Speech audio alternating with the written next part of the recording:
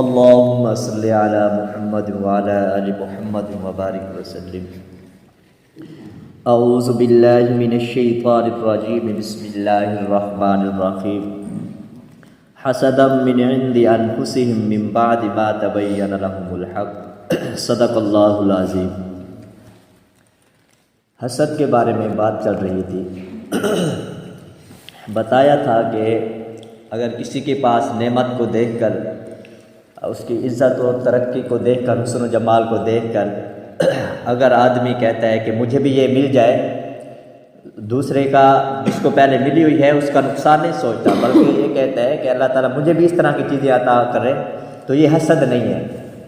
حسد کہتے ہیں کہ دوسرے کا نقصان سوچ کر اگر آدمی خواہش کرتا ہے کہ اس سے ختم ہو جائے یا اس کے پاس رہے یا نہ رہے، مجھے مل جائے، تو اس طرح حسد بنے گا. تو اسی طرح اگر کسی کی عزت اور آبرو کو دیکھ کر اللہ تعالیٰ کسی کو نعمت عطا کرتا ہے، اس کو دیکھ کر ہمارے دل میں خیال آتے ہیں، خود بخود خیال آ جاتے ہیں کہ مجھے یہ اس کے پاس ختم ہو جائے اور مجھے مل جائے اس طرح کے. تو یہ بھی حسد نہیں ہے، کیونکہ خود بخود خیال کا آنا یہ آدمی کے اختیار میں نہیں ہے. جو بھی خیال خود بخود آتا ہے تو اس پر گناہ نہیں ہوتا. جیسے خود بخود خیال ہے کہ میری بیوی کو 3 طلاق ہے، تو طلاق نہیں ہوتی، کیونکہ جو خود بخود خیال آتے ہیں اس میں آدمی کا کوئی اختیار نہیں ہے، آدمی مجبور محض ہے، تو اس لیے اس کو بھی حسد نہیں کہا جائے گا. ہاں، آدمی خود خیال لے کر آدمی خود یہ سوچے کہ اس سے ختم ہو جائے، مجھے مل جائے، اب حسد بنے گا. خود سوچے گا پھر یہ حسد بنے گا. اسی طرح جیسے نماز میں خیالات آتے ہیں، تو اگر خود بخود آتے ہیں تو نماز میں کوئی خلل، نماز ہو جاتی ہے، خراب نہیں ہوتی. اگر ہم خود خیال لے کر آئیں گے تو نماز خراب ہوگی. اگر خود بخود خیال نماز میں آ جاتے ہیں تو اس سے نماز نہیں ٹوٹتی. جیسے حضرت عمر فاروق رضی اللہ تعالیٰ عنہ کا ایک واقعہ ہے. وہ فرماتے ہیں کہ میں نماز میں ہوتا ہوں اور نماز میں ہوتے ہی میں یہ سوچ رہا ہوتا ہوں کہ فلاں لشکر کو فلاں ملک میں بھیجوں گا اور اس لشکر کو میں اس ملک میں بھیجوں گا. میں لشکروں کی تیاری کرتا رہتا ہوں نماز کے اندر ہی. تو وہ فرماتے ہیں کہ یہ خود بخود، یہ کیونکہ وہ خلیفہ بنے تھے، خلیفہ کے بعد جو ان کا کام ہوتا ہے تو وہ اب خود بخود یہ نہیں کرتے تھے، بلکہ یہ خیال خود بخود آ جاتے تھے کبھی کبھی.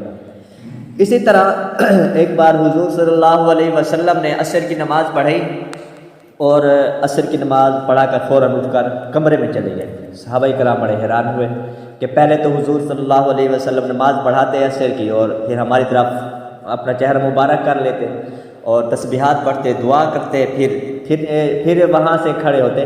آج اچانک چلے گئے، کیا بات ہے؟ کیونکہ پہلے دعا کرنے کا معمول تھا، تو اس سے معلوم ہوتا ہے کہ فرضوں کے بعد دعا کرنا، یعنی کہ اجتماعی شکل میں دعا کرنا، یہ ثابت ہے. کوئی لوگ ایسے نماز پڑھ کے کھڑے ہو کے چلے جاتے ہیں اکثر مسجدوں میں، تو یہ صحیح نہیں ہے. کہ اگرچہ ہماری دعا شکلاً اجتماعی ہوتی ہے، لیکن ہماری دعا ہوتی اپنی ہے، یعنی کہ آپ اپنی دعا مانگیں، میں اپنی دعا مانگوں. شکل ایسی ہوتی ہے ہماری کہ ہم سارے اکٹھے مانگ رہے ہوتے ہیں. تو فرضوں کے بعد شکلاً اجتماعی دعا کرنا یہ حضور صلی اللہ علیہ وسلم سے ثابت ہے. تو آپ صلی اللہ علیہ وسلم وہاں سے تشریف لے گئے اور صحابہ کرام بڑے حیران ہوئے، کیا ہوا پتہ نہیں، کوئی ناراضگی ہو گئی یا کوئی غلطی ہو گئی. کچھ دیر بعد حضور صلی اللہ علیہ وسلم تشریف لے کر آ گئے اور فرمایا کہ تم تعجب کر رہے ہو کہ آج میں کیوں چلا گیا ہوں جلدی. اور فرمایا کہ میرے گھر میں سونے کا ایک ٹکڑا پڑا تھا جو غریبوں اور مسکینوں کو دینا تھا اور آج ہی دینا تھا، اور وہ مجھے نماز میں یاد آ گیا، تو اس وجہ سے میں وہاں سے چلا گیا کہ سورج غروب ہونے والا ہے اور سورج غروب ہونے سے پہلے میں نے وہ غریبوں تک ٹکڑا پہنچانا ہے. اس لیے میں نے گھر والوں کے ذمہ لگایا کہ یہ فلاں غریب کو دے دو، فلاں مسکین کو دے دو، تاکہ قیامت والے دن مجھ سے یہ سوال نہ ہو کہ غریبوں کا حق جو تھا تمہارے گھر میں تھا اور تم نے وقت پر نہیں دیا، رات ہو گئی، ایک دن گزر گیا، تمہارے گھر کیوں پڑا رہا. تو حضور صلی اللہ علیہ وسلم کو دوسروں کے حق کے بارے میں اتنی فکر ہوا کرتی تھی. آج ہم دیکھیں کہ ہم دوسروں کے کیسے حق کھا رہے ہیں. تو اب حضور صلی اللہ علیہ وسلم کو یہ سونے کا ٹکڑا نماز میں یاد آیا. تو یہ خود بخود کوئی چیز دل میں آ جائے تو اس کا گناہ بھی نہیں ہوتا اور اس کا جو ہے نقصان بھی نہیں ہوتا، وہ بے اختیار ہوتا ہے. تو اسی طرح نماز میں اکثر ایک آدمی گیا کسی کے پاس کہ مجھے نا یہ نماز میں خیال آتے رہتے ہیں خود بخود، میری کوئی چیز قیمتی تھی وہ گم ہو گئی ہے، کوئی وظیفہ بتائیں، کوئی عمل بتائیں کہ وہ مجھے چیز یاد آ جائے۔ تو وہ اس عالم نے بتایا کہ اکثر طور پہ تو یہ ہوتا ہے کہ اگر کوئی چیز گم ہو جاتی ہے، کوئی پریشانی آتی ہے تو اس پہ انا للہ و انا الیہ راجعون پڑھنا چاہیے، تو اس سے وہ اکثر طور پہ چیز مل جاتی ہے۔ کوئی بھی پریشانی ہو، مصیبت ہے، چاہے ہم یہ سمجھتے ہیں کہ انا للہ و انا الیہ راجعون صرف کوئی فوت ہو جائے اس وقت پڑھتے ہیں، بلکہ کوئی بھی مصیبت ہے، کوئی پریشانی ہے، کوئی چیز گم ہو جاتی ہے تو آدمی یہ وظیفہ کرے انا للہ و انا الیہ راجعون کا، تو وہ چیز مل جاتی ہے۔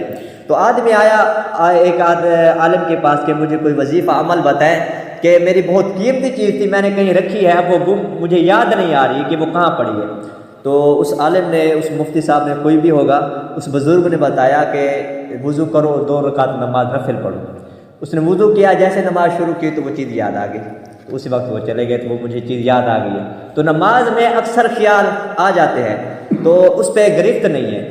مولانا مکی صاحب ہیں، وہ فرماتے ہیں، ان سے کسی نے سوال کیا کہ ہم نماز پڑھتے ہیں تو اکثر ہمیں خیال آ جاتے ہیں، تو اس کا کیا حکم ہے، ہماری نماز ہوتی ہے یا نہیں ہوتی؟ خود بخود خیال آ جاتے ہیں۔ مولانا مکی صاحب فرماتے ہیں کہ یہ تو پھر آپ کی نماز کے قبول ہونے کی نشانی ہے۔ پھر انہوں نے مثال دی کہ چور اکثر وہاں جا کے چوری کرتے ہیں جہاں مال ہوتا ہے، ہیرے جواہرات ہوتے ہیں، جہاں مال و دولت ہوگی چور وہاں پہنچے گا۔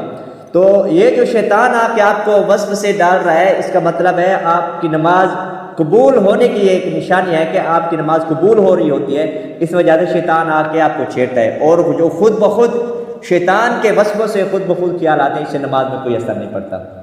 ہاں، اگر ہم نماز کے اندر خود بخود خیال لے کے آتے ہیں، نماز کے اندر آئے اور کوئی چیز جان بوجھ کے سوچنے لگ جاتے ہیں، اور جیسے کسی جانوروں کے بارے میں یا گھر والوں کے بارے میں ہیں، جو اکثر ہمارے حضرات ہوتے ہیں اپنی محبوبہ، جو محبوب چیز ہوتی ہے اس کے پیچھے پڑ جاتے ہیں، نماز کے اندر ہی خیال کر رہے ہوتے ہیں، جان بوجھ کے خیال لے کر آتے ہیں، تو اس سے نماز خراب ہو جاتی ہے۔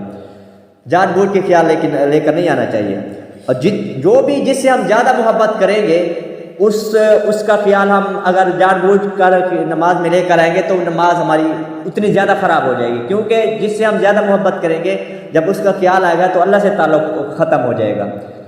ایک عام چیز ہوتی ہے، جانور ہیں، کوئی جانور ہے، اس کا خیال لے کر آتے ہیں، اس سے اتنی توجہ اللہ سے نہیں ہٹتی، لیکن جیسے استاد ہے، اب ہم استاد کا خیال لے کر آئیں گے نماز میں تو اس سے تھوڑی استاد کی عزت ہوتی ہے، تو اللہ سے تعلق تھوڑا زیادہ ٹوٹ جائے گا۔ اس سے اوپر جیسے پیر صاحب ہے، کسی ولی بزرگ کا ہم خیال لے کر آتے ہیں تو اللہ سے زیادہ تعلق پھر علیحدہ ہو جائے گا۔ اسی طرح اللہ کے بعد ہمیں سب سے زیادہ نبی سے محبت ہے، انبیاء سے محبت ہے، تو نبی سے ہم بہت زیادہ محبت کرتے ہیں۔ اگر ہم نبی کا جان بوجھ کر خیال لے کر آئیں گے تو اللہ سے بالکل ہمارا تعلق ختم ہو جائے گا، کیونکہ جس سے ہم محبت سب سے زیادہ کرتے ہیں اس کا ہم خیال لے کر آ گئے، تو نماز کے اندر کسی بزرگ کا، کسی عزت دار آدمی کا خیال ہم جب لے کر آئیں گے تو ہماری نماز خراب ہو جائے گی، کیونکہ اس سے جو اصل مقصد تھا نماز کے اندر اللہ سے تعلق قائم کرنے کا، اللہ سے ہمارا تعلق ختم ہو جائے گا۔ ایک ہے ان کا خود بخود خیال آ جائے، جیسے ہم نماز پڑھتے ہیں، التحیات پڑھتے ہیں، التحیات للہ والصلوات والطیبات والسلام علیک ایھا النبی، اگر ہم اس کا ترجمہ سمجھتے ہیں تو اب یہاں نبی کا نام آیا، خود بخود خیال بھی آ جائے گا۔ اسی طرح ہم درود شریف پڑھتے ہیں، اللہم صلی علی محمد وعلی آل محمد، تو اس سے خود بخود خیال بھی آتا جائے گا نبیوں کے بارے میں، حضرت ابراہیم علیہ السلام کے بارے میں، حضور صلی اللہ علیہ وسلم کے بارے میں۔ ہم ربی جانی پڑھتے ہیں ربنا اغفر لی ولوالدی، اس سے خود بخود والدین کا خیال بھی آ جاتا ہے۔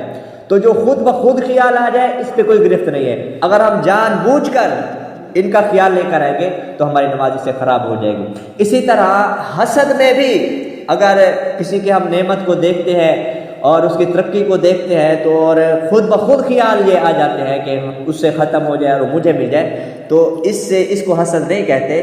حسد اس وقت بنے گا جب ہم جان بوجھ کر اس طرح سوچیں گے، تو اس وقت یہ ہمارا حسد بنے گا۔